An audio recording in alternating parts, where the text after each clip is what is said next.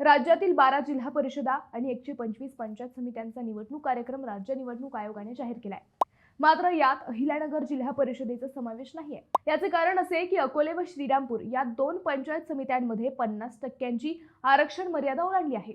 अहिल्यानगर जिल्हा परिषदेने आरक्षण मर्यादा ओलांडलेली नाही. जिल्हा परिषदेच्या एकूण 75 जागा आहेत. यात सर्वसाधारण 39 व आरक्षित 36 आहेत. यात आरक्षणाचे प्रमाण 48% आहे.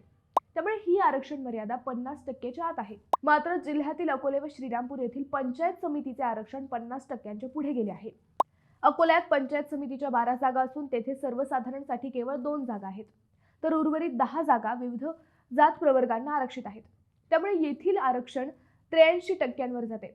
श्रीरामपूर पंचायत समितीमध्ये 8 जागा असून तेथे 5 जागा आरक्षित व 3 खुल्या प्रवर्गासाठी आहे. त्यामुळे तेथे आरक्षण 60% झाले आहे. दरम्यान आता ज्या स्थानिक स्वराज्य संस्थांमध्ये 50% आरक्षणाची मर्यादा ओलांडलेली आहे, त्याबाबत 21 जानेवारीला सर्वोच्च न्यायालयात सुनावणी होणार आहे. न्यायालयाने आरक्षण मर्यादा ठरवून दिली तर पुन्हा जिल्हा परिषद व पंचायत समित्यांमध्ये फेर आरक्षण कार्यक्रम घेऊन आरक्षण ठरवावे लागेल. त्यानंतर साधारण एप्रिलमध्येच या निवडणुका होतील असे म्हटले जात आहे.